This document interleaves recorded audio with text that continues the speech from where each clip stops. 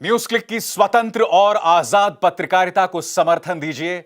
इस लिंक पर क्लिक कीजिए, ज्वाइन पर क्लिक कीजिए और उसके बाद हमारी मेंबरशिप को ग्रहण कीजिए। आपके सामने 3 विकल्प हैं। नमस्कार, आप देख रहे हैं न्यूज चक्र। मैं अभिसार शर्मा। भारतीय जनता पार्टी के प्रचार तंत्र को शाहरुख खान से इतनी नफरत क्यों है? वो शाहरुख खान को गद्दार क्यों समझता है? And now have a 3-year-old son. For some reason, he can hear everyone from inside and he say, Papa, peoples have come, bachas have come. So please come out and let's wave. And he comes out and waves with me. And he really enjoys it. Or he stands on the balcony and starts waving on my birthday or on Diwali or on Eid or whatever the, Ganpati. We also have like a Christmas Mela here. So that time also there's a lot of crowds. There's a bazaar here. So I have to partake in every kind of festivity, kind of wear the clothes of that festival and go and wave out to people. आज मैं आपको बतलाने वाला हूं दोस्तों कि Bharatiya Janata party के प्रचार तंत्र को जो शाहरुख खान से एलर्जी है ना, वो मुद्दा शाहरुख खान का नहीं है। वो मुद्दा है धर्मनिरपेक्षता का। वो मुद्दा है वो तमाम सिद्धांतों का जिन सिद्धांतों पर यह देश आधारित है।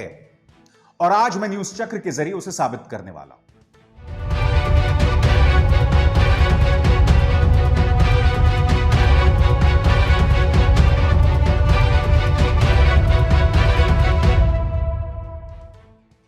जैसा कि आप जानते हैं, शाहरुख खान के बेटे आर्यन खान को नारकोटिक्स कंट्रोल ब्यूरो ने गिरफ्तार कर लिया और शाहरुख खान के बेटे आर्यन खान के खिलाफ अब तक नारकोटिक्स कंट्रोल ब्यूरो के पास ऐसा कोई प्रमाण नहीं है जिसके अंतर्गत उन्हें गिरफ्तार किया जाए। यह मैं आगे जाके आपको बताऊंगा। आज भी यह मामला अदालत के सामने आया और अदालत के सामने जब यह मामला आया तो नारकोटिक्स कंट्रोल ब्यूरो ने कहा कि आर्यन खान के खिलाफ सबूत पेश करने के लिए हमें 1 हफ्ते का वक्त चाहिए। इन लोगों ने दोस्तों इतने दिनों तक तैयारी की, इन्होंने इतनी गिरफ्तारियां की, अभी भी इनको 1 हफ्ते का वक्त चाहिए। अदालत ने फिलहाल इन्हें बुधवार तक का समय दिया है, जिसका अर्थ यह हुआ कि आर्यन खान बुधवार तक जेल में रहेंगे। इससे पहले कि मैं आपको बतलाऊं कि शाहरुख खान से दरअसल भारतीय जनता पार्टी के प्रचार तंत्र को क्या दिक्कत है, मैं आर्यन खान वाले मामले में कुछ तथ्य आपके सामने रखना चाहूंगा। दोस्तों, पिछले ही हफ्ते इन 3 लोगों को, 11 लोगों को नारकोटिक्स कंट्रोल ब्यूरो ने हिरासत में लिया। इन 3 लोगों को, जैसे कि आप इस वीडियो में देख सकते हैं, रिहा कर दिया गया। ये 3 लोग कौन हैं? ऋषभ सचदेव, आमिर फर्नीचर वाला और प्रवीण गाबा। ऋषभ सचदेव भी उसी क्रूज के अंदर थे, आमिर फर्नीचर वाला भी उसी क्रूज में थे और यही नहीं, प्रवीण गाबा भी उसी क्रूज में थे। इनमें से ऋषभ सचदेव पर अगर आप गौर करें तो ये भारतीय जनता पार्टी के एक नेता के साले साहब हैं। अब यह सवाल उठा रही है एनसीपी कि इन्हें इसलिए रिहा कर दिया गया है क्योंकि ये भारतीय जनता पार्टी से जुड़े हुए हैं।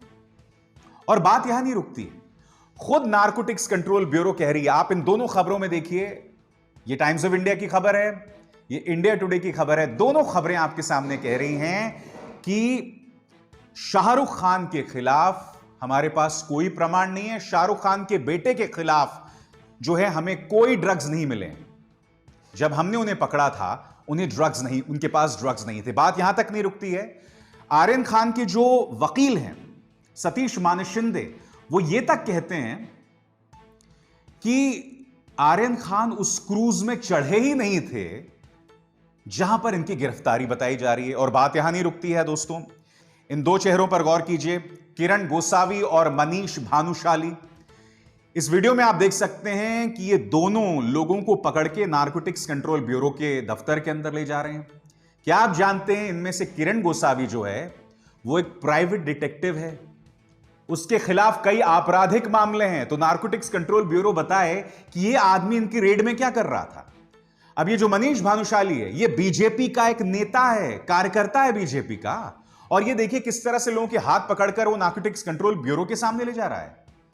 नारकोटिक्स कंट्रोल ब्यूरो क्या भारतीय जनता पार्टी की एक सहयोगी संस्था बन गई है?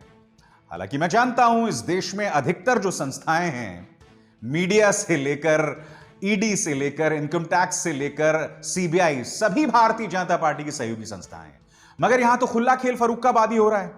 यहां पर आप देख सकते हैं कि मनीष भानुशाली और किरण गोसावी दोनों जो कि बीजेपी के करीबी हैं, एक बीजेपी का नेता है, एक प्राइवेट डिटेक्टिव, वो नारकोटिक्स कंट्रोल ब्यूरो की रेड टीम में शामिल हैं। इन्होंने मजाक बनाकर रख दिया है। मगर मुद्दा यहां पर यह है कि आर्यन खान को टारगेट क्यों किया जा रहा है? क्या एक साजिश के तहत आर्यन खान पर निशाना साधा गया? यह सवाल उठना तो बहुत लाजमी है। मगर उससे पहले मैं आपका ध्यान खींचना चाहूंगा इस चेहरे की तरफ। शाहरुख खान, नाम तो सुना होगा। शाहरुख खान, जिन्होंने कभी राज बनकर कभी राहुल बनकर हमारा दिल जीता। शाहरुख खान जो 1991-92 से फिल्म इंडस्ट्री में हैं और लगातार अपने रोल्स के जरिए उन्होंने हमारे दिल में मुकाम बनाया। और जब भी हमने राहुल को या राज को देखा स्क्रीन पर, हमने कभी भी यह नहीं सोचा कि इस राहुल का किरदार निभाने वाले के पीछे एक मुसलमान है। जी नहीं, हमने इतनी मोहब्बत की कि कभी हमने यह नहीं सोचा एक हिंदू होकर कि जो व्यक्ति राहुल और राज का किरदार प्ले कर रहा है वो एक मुसलमान है। शाहरुख खान उस फिल्म इंडस्ट्री से आते हैं जहां मैं जानता हूं भाई भतीजावाद है, जहां मैं जानता हूं वंशवाद है, मगर वो तो राजनीति में भी है। मगर खूबसूरती इस फिल्म इंडस्ट्री की ये रही है कि आप अपना मुकाम इसलिए हासिल नहीं करते हैं कि आप किसी के बेटे हैं, आप अपनी प्रतिभा के आधार पर यह मुकाम हासिल करते हैं। भारतीय फिल्म इंडस्ट्री की खूबसूरती यह रही है कि बेशक आप मुसलमान रहे हों, मगर व्यवस्था आपके खिलाफ काम नहीं करती है। कुछ नामों पर गौर कीजिए दोस्तों। मुगले आजम के डायरेक्टर के आसिफ साहब, दिलीप कुमार, मधुबाला, वहीदा रहमान, जावेद अख्तर, खयाम साहब, ये जो तमाम नाम हैं, ये लोग मुसलमान हैं, मगर ये वो लोग थे जिन्होंने इस इंडस्ट्री में अपना मुकाम बनाया और इंडस्ट्री ने कभी पलटकर इन पर उंगली नहीं उठाई कि तुम मुसलमान हो। मैं आपको बताना चाहूंगा, मेरे एक दोस्त हैं और कांग्रेस की नेता भी हैं, यास्मीन किदवाई। उन्होंने एक डॉक्यूमेंट्री बनाई थी। इस डॉक्यूमेंट्री के अंदर, नाम था इसका फिल्मिस्तान, और इस डॉक्यूमेंट्री के अंदर रूमी जाफरी जो कि लेखक हैं, उन्होंने बहुत ही खूबसूरत बात कही। उन्होंने कहा कि यह फिल्म इंडस्ट्री कभी आपसे यह नहीं पूछता कि आपका मजहब क्या है। यह फिल्म इंडस्ट्री आपको आपके मुकाम पे पहुंचाता आपकी प्रतिभा के मुताबिक। क्यों? क्योंकि इसकी जमीन पर आधारित है धर्मनिरपेक्षता, और उस जड़ को भारतीय जनता पार्टी नहीं हिला सकी है। मैं चाहूंगा रूमी जाफरी साहब क्या कह रहे हैं, फिर मैं इस चर्चा को आगे बढ़ाता हूं।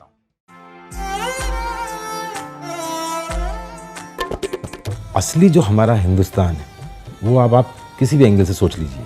अगर आप नेशनल इंटीग्रेशन के लिए देखें, इंटरटेनमेंट के लिए देखें, म्यूज़िक के लिए देखें, पोइट्री के लिए देखें, असली जो हिंदुस्तान है उसको रिप्रेजेंट करता है तो सिर्फ हमारी फिल्म इंडस्ट्री करती है। और हिंदुस्तान का जो असली स्वरूप जो आज़ादी के बाद सोचा था वो भी सिर्फ हमारी फिल्म इंडस्ट्री में है। यहाँ पे आपका नाम और आपकी ज़ात, आपकी कौम है ना, उससे आपको काम नहीं मिलता, ना उससे इज़्ज़त मिलती। आपको सिर्फ अपने काम से इज़्ज़त मिलती है। आप यहाँ पे हिंदू आदमी मुसलमान का रोल करता है, मुसलमान हिंदू का रोल करता है। यहाँ पे शकील बदायूनी भजन लिखता है, रफ़ी साहब गाते हैं, नौशाद कंपोज करते हैं। तो ये जो हमारी फिल्म इंडस्ट्री है, ये जैसा हिंदुस्तान हम चाहते हैं कि पूरा देश ऐसा हो। दोस्तों, 1977 में एक फिल्म आई थी अमर अकबर एंथनी।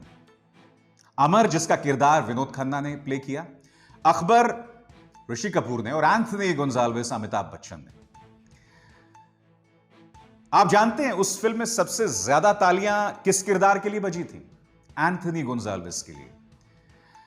अब आप जानते हैं इस देश में सबसे ज्यादा हिंदू हैं, उसके बाद मुसलमान हैं और उसके बाद ईसाई हैं। अब इस लॉजिक से सबसे कम तालियां एंथनी गोंजाल्विस के लिए बजनी चाहिए थी, मगर नहीं। लोगों ने अमिताभ बच्चन के किरदार को पसंद किया, उनके कैरेक्टर को पसंद किया, और अमिताभ बच्चन बतौर अभिनेता बाकी दो से उनका मुकाम कहीं ज्यादा ऊंचा था, इसलिए लोगों ने उन्हें पसंद किया।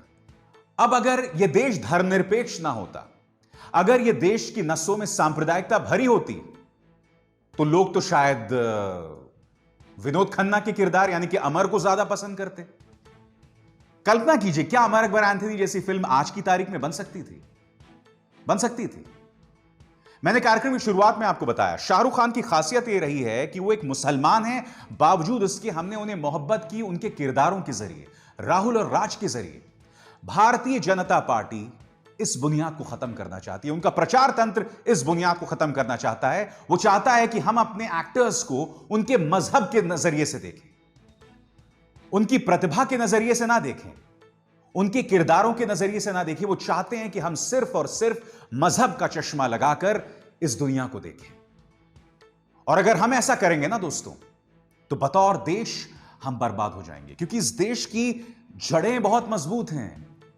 इस देश की जड़ों में धर्मनिरपेक्षता इतनी मजबूत है कि इसे हिला पाना बहुत मुश्किल है, और बीजेपी का प्रचार तंत्र एक अरसे से यही करता आ रहा है। शाहरुख खान पर निशाना साधने की भी यही वजह है। आप जानते हैं आज क्या तारीख है? 11 अक्टूबर। इत्तेफाकन आज अमिताभ बच्चन का जन्मदिन भी है। अमिताभ बच्चन सुपरस्टार बने थे जंजीर जैसी फिल्मों से, दीवार जैसी फिल्मों से, त्रिशूल जैसी फिल्मों से, डॉन जैसी फिल्मों से, और इन सब में एक समानता थी दोस्तों। क्या समानता? इन तमाम फिल्मों के लेखक थे सलीम जावेद। अब कल्पना कीजिए आज की तारीख में अगर ऐसा होने लगे, क्या होने लगे? पहला, ये तमाम फिल्में बड़ी हिट हों, इनके लेखक मुसलमान हों, और आप जानते हैं इन तमाम फिल्मों में समानता क्या है? ये तमाम फिल्में व्यवस्था के खिलाफ थी, एंटी एस्टैब्लिशमेंट थी। अमिताभ बच्चन के बारे में कहा जाता था वो एक एंटी एस्टैब्लिशमेंट हीरो थे, यानी कि जो व्यवस्था चल रही थी उसके खिलाफ उसकी बगावत। यह थी अमिताभ बच्चन के किरदारों की खूबसूरती, जिसे लिखा था सलीम जावेद ने। मगर जब भी हम ये फिल्म देखते थे, हम ये नहीं कहते थे कि दो मुसलमानों ने ये फिल्में लिखी हैं। अब कल्पना कीजिए दोस्तों, दीवार अगर आज की तारीख में रिलीज होती, जंजीर अगर आज की तारीख में रिलीज होती, क्योंकि ये किरदार सलीम जावेद ने लिखे हैं, क्योंकि ये किरदार व्यवस्था के खिलाफ हैं, एंटी एस्टैब्लिशमेंट हैं, तो क्या हम अमिताभ बच्चन को एंटी नेशनल बोलते, अर्बन नक्सली बोलते? दोस्तों, आज की तारीख में जो प्रोपेगेंडा चल रहा है, मुझे ताज्जुब नहीं होता अगर आज की तारीख में दीवार बनती तो ये लोग अमिताभ बच्चन को एंटी नेशनल बोलते, अर्बन नक्सली बोलते। समानांतर तौर पर क्या हो रहा है दोस्तों, सोशल मीडिया में कुछ पत्रकार और कुछ टीकाकार शाहरुख खान को एक मुस्लिम सुपरस्टार बोल रहे हैं। ये लोग एक बहुत बड़ी गलती कर रहे हैं। वो लोग ये कह रहे हैं कि शाहरुख खान को इसलिए टारगेट किया जा रहा है क्योंकि वो एक मुसलमान है। कुछ हद तक आंशिक तौर पर यह सही हो सकता है, मगर वो लोग ऐसा करके बहुत बड़ी गलती कर रहे हैं। ये लोग भारतीय जनता पार्टी के पाले में खेल रहे हैं। अगर तुम शाहरुख खान की पहचान को सिर्फ मुस्लिम तक सीमित रखना चाहते हो, तो फिर तुम भारतीय जनता पार्टी के हाथों में खेल रहे हो। फिर तो बहुत आसान है, शाहरुख खान को मुसलमान बना दो, नारकोटिक्स कंट्रोल ब्यूरो को हिंदू बना दो, फिर क्या होने वाला है सब जानते हैं। जबकि नारकोटिक्स कंट्रोल ब्यूरो तमाम नियम कानूनों की धज्जियां उड़ा रही है, भारतीय जनता पार्टी के कार्यकर्ताओं को अपनी रेड टीम में शामिल कर रही है, भारतीय जनता पार्टी से जुड़े जो लोग हैं, उनके करीबी लोग हैं, उनको रिहा कर रही है। नारकोटिक्स कंट्रोल ब्यूरो को तो हमें एक्सपोज करना चाहिए, मगर जो लोग शाहरुख खान को मुस्लिम सुपरस्टार बताकर उनकी पहचान को आगे बढ़ा रहे हैं, वो लोग भारतीय जनता पार्टी के हाथों में खेल रहे हैं। मैं फिर दोहरा दूं, शाहरुख खान को इसलिए टारगेट नहीं किया जा रहा है, सिर्फ इसलिए टारगेट नहीं किया जा रहा है क्योंकि वो एक मुसलमान हैं। शाहरुख खान को इसलिए टारगेट किया जा रहा है क्योंकि उनकी जमीन पर धर्म निरपेक्षता है। वो एक ऐसी फिल्म इंडस्ट्री से आते हैं जो फिल्म इंडस्ट्री आपके मजहब को, आपकी जाति को देखकर आपको इनाम नहीं देता। मैं मानता हूं कि इस फिल्म इंडस्ट्री में काफी हद तक भाई भतीजावाद भी है, वंशवाद भी है, मगर जैसे मैंने कहा कि अगर आप में प्रतिभा है, आपकी जद्दोजहद लंबी चलेगी, कभी ना कभी आपको इनाम जरूर मिलेगा। और जब आपको इनाम मिलेगा तब आपका मजहब नहीं देखा जाएगा। बीजेपी के प्रचार तंत्र को फिल्म इंडस्ट्री से यही प्रॉब्लम है। वो चाहते हैं कि हमारी नसों में यह सांप्रदायिकता इस कदर भर जाए कि हम जब एक फिल्म को देखें तो हम यह देखें कि अरे ये जो हीरो है वो हिंदू है या मुसलमान है, अरे इस गाने के जो बोल लिखे हैं वो हिंदू है या मुसलमान है, अरे इस गाने का जिसने संगीत दिया है वो हिंदू है या मुसलमान है। वो लोग हमारी सोच को इतना घटिया करना चाहते हैं और मैं उम्मीद करता हूं दोस्तों कि आम जनता आप उनकी इस साजिश को कामयाब नहीं होने देंगे। बताइए, होने देंगे? क्योंकि देखिए, मुद्दा यहां शाहरुख खान का भी नहीं है। शाहरुख खान के बेटे अगर उन्होंने कोई गुनाह नहीं किया है, वो आज नहीं तो कल रिहा हो जाएंगे, मगर उनको इस वक्त परेशान किया जा रहा है। The process is the punishment. उन्हें कोई दिक्कत नहीं होगी, मगर जिस तरह का प्रोपेगेंडा 24 घंटे न्यूज चैनल्स के जरिए हमारे घरों तक पहुंचाया जा रहा है, हमारे बच्चों के नसों में भरा जा रहा है, आने वाली पीढ़ियां बर्बाद हो रही हैं। सोचिए, आप जिस खुशनुमा अंदाज में सिनेमा में जाके एक फिल्म को एंजॉय करते थे, अब आप वो भी नहीं कर पाएंगे। क्यों? क्योंकि ये प्रचार तंत्र आपको मजबूर कर रहा है कि जब आप ये फिल्में देखने जाएं तो आप उस फिल्म के मजहब को देखें, उस फिल्म के एंटरटेनमेंट कोशेंट को, या वो आपका कितना एंटरटेनमेंट करती है ये ना देखें। ये प्रचार तंत्र चाहता है आप ये करें। दुख की बात यह है दोस्तों कि कई इंडस्ट्रीज, खासकर जिनका प्रचार, जिनके ब्रांड एम्बेसडर शाहरुख खान थे, वो भी सस्ती लोकप्रियता हासिल करने का प्रयास कर रहे हैं। जैसा कि आप जानते हैं, बायजूस नाम की एक एजुकेशनल टेक कंपनी है, उनके ब्रांड एम्बेसडर हुए थे शाहरुख खान। अब उन्होंने शाहरुख खान को हटा दिया है। इतिहास दोहराया जा रहा है। आपको याद है, आमिर खान ने कहा था कि मेरी पत्नी कहती हैं कि मैं अपने बच्चों की सुरक्षा को लेकर चिंतित हूं भारत के अंदर। तब स्नैपडील पर इस कदर दबाव बनाया था, और इस बात का प्रमाण, इस बात की तस्दीक स्वर्गीय मनोहर पारिकर ने भी किया था कि स्नैपडील को आमिर खान को हटाना पड़ा था बतौर ब्रांड एम्बेसडर। इस तरह से इन्होंने टारगेट किया था दोस्तों। अब बायजूस ने भी शाहरुख खान को ब्रांड एम्बेसडर के तौर पर हटा दिया है। हालांकि मुझे समझ नहीं आता है कि शाहरुख खान क्यों बायजूस के ब्रांड एम्बेसडर बने हुए थे, क्योंकि आपके सामने दोस्तों ये जो restofworld.org की खबर है, उसके मुताबिक बायजूस जो है वो उन परिवारों पर निशाना साधती है जो उनके प्रोडक्ट्स को अफोर्ड नहीं कर सकते, यानी कि बहुत ही अग्रेसिव मार्केटिंग करते हैं, और उसी के तहत ये लोग लोगों पर निशाना साधते हैं। इस खबर के मुताबिक उसका एक मैं अंश आपको पढ़ के सुनाना चाहूंगा। 7 former employees of Byju's say there's another reason for the company's stellar growth, a punishing internal culture based around profiling clients, hard sell tactics, and unattainable targets, which critics say means selling products to underprivileged families who cannot afford them. Byju's उन लोगों को अपने उत्पाद बेचती है जो उन्हें afford नहीं कर सकते, जिनके जेब में पैसा नहीं है। इनकी पूरी मार्केटिंग स्ट्रैटेजी ऐसी है दोस्तों। तो कायदे से तो शाहरुख खान को इस कंपनी का ब्रांड एम्बेसडर ही नहीं होना चाहिए था, मगर बायजूस भी क्या कर रहा है दोस्तों? ये लोग बहती गंगा में हाथ धो रहे हैं, क्योंकि इनमें हिम्मत नहीं है सत्ता के सामने खड़े होने की। दुख की बात यह है दोस्तों, मोदी सरकार में हमने अपने कई सेलिब्रिटीज को देखा है, कई सेलिब्रिटीज की पोल खोल खुल गई है। आपको याद है जब किसान आंदोलन चल रहा था, तब गायिका रिहाना ने कहा था कि जो भारतीय किसान आंदोलन कर रहे हैं उनको इंटरनेट की सुविधा भी मौजूद नहीं है, हम इसकी बात क्यों नहीं कर रहे हैं। ग्रेटा थनबर्ग, जिन्हें मनोनीत किया गया था नोबेल प्राइज के लिए, जब उन्होंने यह मुद्दा उठाया था तो भारतीय जनता पार्टी का प्रचार तंत्र उन्हें खालिस्तानी बताने लगा था।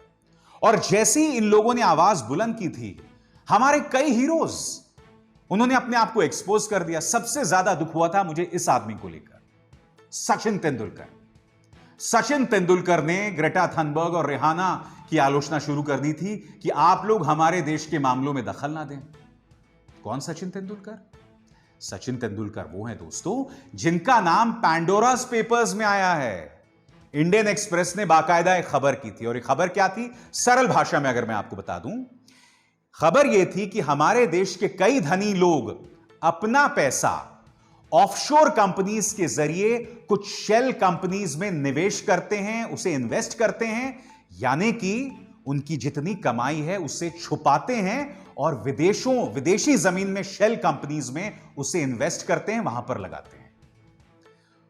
तो बहुत दुख होता है दोस्तों जब मैं अपने फेवरेट सचिन तेंदुलकर को मोदी सरकार में इस स्तर पर गिरता देखता हूं, क्योंकि सचिन तेंदुलकर में यह हिम्मत तो नहीं है कि वो मोदी सरकार से यह सवाल पूछे कि लखीमपुर खीरी में मेरे किसान बंधुओं को क्यों रौंद दिया गया। सचिन तेंदुलकर यह सवाल पूछेंगे, अक्षय कुमार यह सवाल पूछेंगे, क्योंकि 2014 से पहले जब उस वक्त की सरकार अपने नागरिकों पर दमन नहीं करती थी, दबाव नहीं डालती थी, तब अक्षय कुमार पेट्रोल की कीमत पर खुल के बयान देते थे, तब अमिताभ बच्चन पेट्रोल की कीमतों पे खुल के बयान देते थे, मगर अब जाके इनकी बोलती बंद हो गई है। मगर इन्हें अपनी देशभक्ति दिखाने का एक और मौका मिल रहा है। कौन सा मौका दोस्तों? टेनिस की सुपरस्टार मार्टिना नवरात्रिलोवा ने एक ऐसा बयान दिया है जिससे बीजेपी की नींव हिल गई है। उनका बयान क्या है दोस्तों? हिंदुस्तान टाइम्स की एक खबर आई थी जिसमें अमित शाह यह बात कह रहे थे कि प्रधानमंत्री नरेंद्र मोदी तानाशाह नहीं हैं और आजाद भारत के इतिहास में जितने भी नेता हुए हैं उनमें सबसे ज्यादा लोकतांत्रिक नेता मोदी हैं। यह बयान दिया था अमित शाह ने। इसके जवाब में मार्टिना नवरात्रिलोवा कहती हैं, यह मेरा अगला चुटकुला है, and for my next joke. तो जिस तरह से रिहाना और ग्रेटा थनबर्ग पर निशाना साधा गया था, क्या सचिन तेंदुलकर, राहुल द्रविड़, अक्षय कुमार, सुनील शेट्टी, साइना नेहवाल अब मार्टिना नवरात्रिलोवा पर भी निशाना साधेंगे? क्योंकि मैं तो नहीं भूला हूं, प्रधानमंत्री नरेंद्र मोदी ने अभी पिछले हफ्ते एक इंटरव्यू में कहा था कि मुझे आलोचकों से कोई प्रॉब्लम नहीं है, मुझे तो आलोचक पसंद हैं, मेरी तो कोई आलोचना ही नहीं करता। नहीं मोदी जी, दिक्कत क्या है? या तो आप उस आलोचना को सुनना नहीं चाहते, या फिर आलोचकों पर आप ईडी का इस्तेमाल करते हैं, इनकम टैक्स का इस्तेमाल करते हैं, कुछ को तो जेल भेज देते हैं आप। तो ये तो आप कहें ना। तो मार्टिना नवरात्रिलोवा ने एक तरह से फिर पोल खोल दिया यहां पर भारतीय जनता पार्टी सरकार की, जिसमें उन्होंने अमित शाह के उस बयान का मजाक उड़ाया है जिसमें उन्होंने कहा था कि भाई प्रधानमंत्री नरेंद्र मोदी तानाशाह नहीं है और इस देश के इतिहास के अब तक के सबसे लोकतांत्रिक नेता हैं। इसे मार्टिना नवरात्रिलोवा ने एक मजाक बताया है। आज हम सबको अपने गिरेबान में झांक कर देखना पड़ेगा कि हम बतौर देश क्या बनते जा रहे हैं। आर्यन खान के खिलाफ कोई ड्रग्स नहीं मिलता, वो अब भी हिरासत में है। अजय मिश्रा, जिनके बेटे जो आरोपी था, एफआईआर में जिसका नाम शामिल था, उन्हें बड़ी मुश्किल से गिरफ्तार किया जाता। और गिरफ्तार क्यों किया जाता है? उत्तर प्रदेश पुलिस में हिम्मत नहीं थी। गिरफ्तारी सिर्फ इसलिए होती है क्योंकि सुप्रीम कोर्ट ने नाखुशी जाहिर की थी उत्तर प्रदेश सरकार की जांच से। उन्होंने कहा था कि यह मामला अगर सीबीआई के सुपुर्द भी कर दिया जाए तब भी इस मामले का कुछ नहीं होने वाला है। और जैसे ही चीफ जस्टिस रमन्ना ने इस मुद्दे पर तल्ख तेवर अपनाए थे, उत्तर प्रदेश पुलिस सरकार हरकत में आई और फिर अजय मिश्रा के बेटे मोनू मिश्रा को गिरफ्तार करना पड़ा था। मगर अजय मिश्रा अब भी अपने पद पर बने हुए हैं। क्या यह लोकतंत्र है?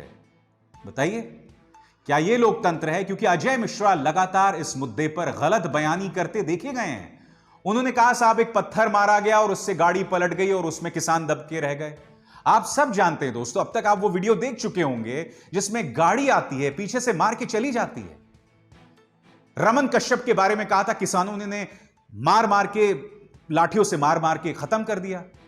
साफ तौर पर वो वीडियो सामने उभर कर आया था जिसमें वो थार, वो जो महिंद्रा थार है वो रुकती है, उसमें से भारतीय जनता पार्टी का एक नेता सुमित जायसवाल कथित तौर पर निकलता है, जमीन पर रमन कश्यप पड़ा हुआ होता है घायल।